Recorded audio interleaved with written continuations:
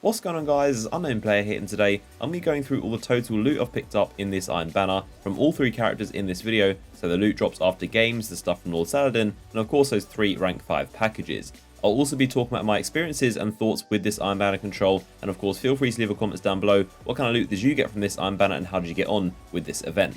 So we're going to begin with all the stuff I've picked up after matches, so the end game loot rewards, and then we're going to go onto the stuff I picked up from Saladin, and also those rank 5 packages towards the end. So firstly, looking at the stuff I picked up after matches, in the weapons I picked up 2 of them, only 2 unfortunately, and they're both Ash Raven's Flight, which is the fusion rifle. Now the first one here is a 334 one with arc damage, and the perks are pretty bad. Your army of 1 and also surrounded, so nothing special to here. Ash Raven's Flight is actually a really good fusion rifle. I don't use them too much, but this is a very good weapon, so I would love to get a God Roll version, but I don't think this one is anywhere close to one Saladin in the setting, so I'll probably end up buying that. And this one you can see right here is probably just as bad. It's got knee pads and also spray and play. Spray and play is a perk I'm really fond of on a lot of weapons, but on fusion rifles, don't think it's going to cut it, especially not in PvP. There are definitely a lot better perks than knee pads. It's just not a good version. So it is 335, so it is going to make some good infusion fuel, but it's not really good for anything other than that, to be honest. Now, moving into the armor, this is where Saladin seems to just give me all the armor. Unfortunately, I really wish I get more weapons, but all I seem to get during this Iron Banner was a bunch of armor pieces. In terms of gauntlets, I've got 4 of them in total, 2 for my Hunter and 2 for my Warlock. This first pair here is 334 and it's got fusion rifle reload, so nothing special right there. Got another pair with 335, which is good, and hand cannon reload. I'm probably going to keep these things around because I don't think I have any gauntlets that have reload for hand cannons, so that's definitely one to keep. And I've also got some Warlock gauntlets right here, one 334 with shotgun reload, which again is pretty decent. I don't think I have shotgun reload for any of my Warlock gauntlets, so I'm definitely going to keep these things around. I also have a 335 set right here, which come with the shotgun reload once again. So I'm going to decide which is the better perk rolls for my character. So decent perks right there in terms of different weapon types, so I can have one for each. And if I ever want to use a certain weapon, I'll have a gauntlet right there to reload it faster, which I definitely like. So moving into the chest pieces next, we've got 4 of them once again, 3 for my Hunter and 1 for my Warlock. So the first one is 335. This one came with the arc armor perk and also fusion rifle and auto rifle in addition to intellect and strength. So pretty decent, but nothing special. I'm really looking for a good chest piece for my Hunter. The one I've got currently, as you can see, is actually shotgun ammo, which I don't really use too much. I'd really love one that has like sniper ammo because I'm always using a sniper and I never really use shotguns. It's kind of a wasted chest piece. It's the best thing I do have.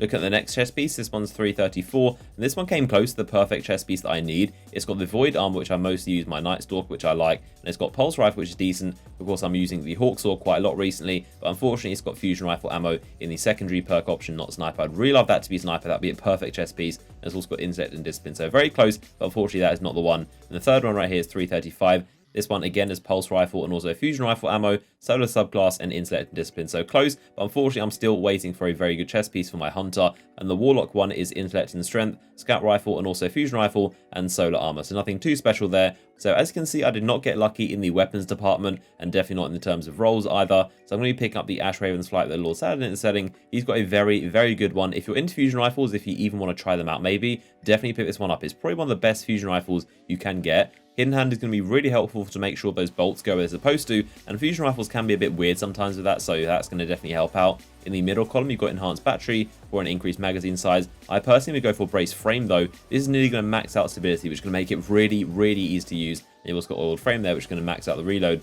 and reduce the range a little bit. And the final one is Hot Swap. This is a perk I would never pay attention to on any other weapon, but on a fusion rifle, this thing is really good and definitely one of the best perks you can get for this type of weapon. So when you pull it out, it's going to be increased accuracy. Now, Bungie don't actually explain what accuracy means very well in game, and it is quite complicated, but essentially it's kind of like the cone of the bullets and how they come out. It's nothing to do with the recoil or stability of the weapon. It's more along the lines of the actual bullets or bolts in this case actually going where they're supposed to and being a lot more of a tighter spread. It's almost like a hip fire bonus in that sense. On a fusion rifle where you're going to be hip firing the weapon, quite often it's going to come in handy and that cone is going to be a little bit tighter and the bullet's going to go where they're supposed to. The only way I can improve this weapon and say it's actually lacking is the range. A range improve would be definitely very much needed on this weapon. Something like Rangefinder as a perk, or even in the middle column, something like Reinforced or Rifle Barrel, that would definitely be much needed on this weapon. Increasing the range of fusion rifles is something you always want to go after. But as it stands, this is an incredible weapon. If you want to use a fusion rifle, this is one of the best ones you can get. And it's very easy to obtain, so make sure you get this thing. It's definitely one of the best and most easiest to obtain fusion rifles in the game.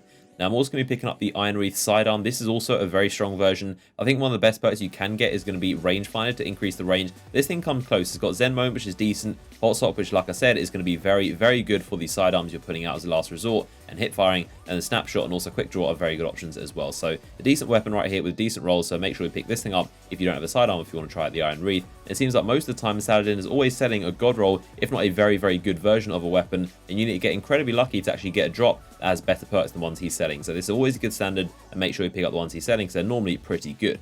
If we look at those rank 5 packages, my Hunter got 334 gauntlets, so a load of armor. Once again, I really want weapons, but unfortunately, all he wants to give me is armor pieces. These things have sniper reload, which is decent. They're not as good as my Trials gauntlet, so nothing too special here. In my Warlock's rank 5 package, we finally got a weapon, the Daedrus Resort. This is the shotgun, and it came at 334, but the perks on it are pretty awful. So Grenadier and Surrounded, nothing too special here. This is like the reskin version of the Felwinter's Lie, but nothing near as good as it used to be. And then at my Titans rank 5 package, we got a 335 a mark. Once again, another armor piece. I hate getting armor pieces by now, and it seems to be the only thing I'm getting from Iron Banner, but at least it's 335.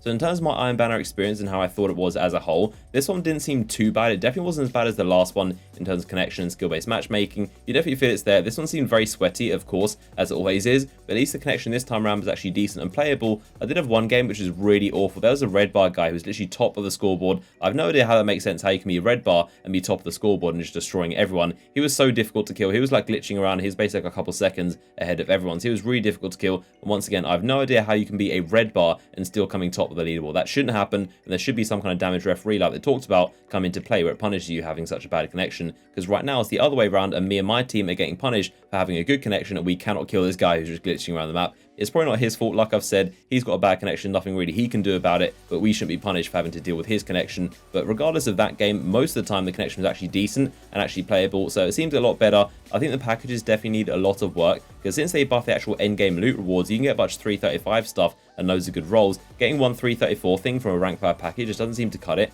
so I'd love to see some guaranteed weapons out of it, or maybe something better about the packages to make it improved, because right now it just doesn't seem that worth it, and I would love to get some guaranteed weapons with maybe some better rolls at the rank 5 packages, and more of a reward for hitting rank 5, other than just the rewards you get from losing a game of Iron Banner and getting some 335 god roll weapon. So that has been my loot and also my thoughts on this Iron Banner. Comment down below, how did you get on this time? Any good weapons, and what do you think of the connection and skill-based matchmaking? As always, drop a like rating on the video if you enjoyed it, subscribe for more videos on the channel, and I'll see you guys in the next one.